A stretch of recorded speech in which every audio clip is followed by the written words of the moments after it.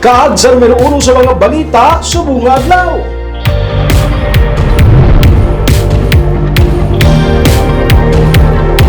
Isa patay, isa na nakpan sa 5 ka mga pugante gikan sa Negros Occidental District Jail.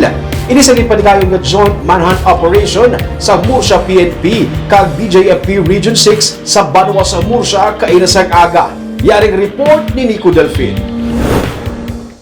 Sa katubuhan sang Hacienda Velez sa Barangay Blumentritt, Banwa sang Murcia, nalabot sang nagaayam nga katapo sang Murcia PNP kag Bureau of Jail Management and Penology ang 5 ka mga person deprived of liberty nga nalagyo sa Negros Occidental District Jail sa siyudad sang Bago kahapon.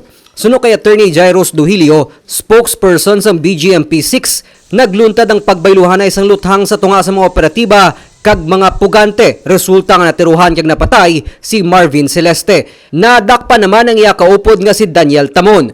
Suno kay Police Captain Gerald Muya, hepe sang Murcia PNP, nanugid sa ilang mga mangunguma sa kampo nga ginagawan sila sang pagkaon kag pagkabutang sa mga pugante mga lasays kaina sang kaagahon.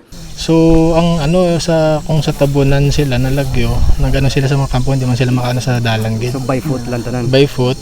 Tapos kagapon may info man na sa by boundary Murcia Bacolod man. Bago nalabotan Armado sir ang mga pugante.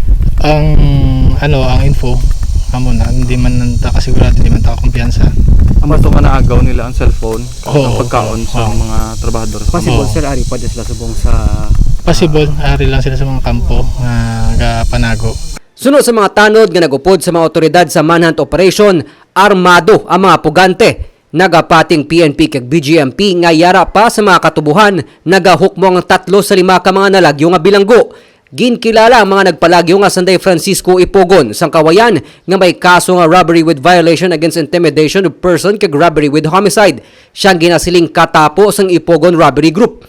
Nakapalagyo man si Danilo Celeste nga utod sang napatay nga taga Victoria City nga may kaso nga carnapping, robbery, illegal possession of firearms kag attempted homicide. Taga Victorias man si Alejandro Montoya nga may kaso nga carnapping, robbery, illegal possession of firearms, attempted homicide kag acts of lasciviousness. Kami day ang mga bagsang trabador ginabilin sa kilid ng tubo bla, ginpangkuha nilang mga balon. Tapos may cellphone man sila nga nakuha to nga nabutang sa bag. Isang uli dito may mga report man sa akon nga nakakuha sila sa mga linaban dito nga makailis sila nga hindi sila makilala. Nagpalupad man sang drone ng katapos ang First Provincial Mobile Force Company para makabulig sa ila pagpangita. Sa karon padayon man ang panawagan sa mga otoridad sa Pumuluyo nga magbulig agud madakpan ang mga pugante. Nagtanyag naman sang tag 10,000 pesos nga reward money para madakpan ang mga pugante. Nico Delfin para sa DG Cast Negros.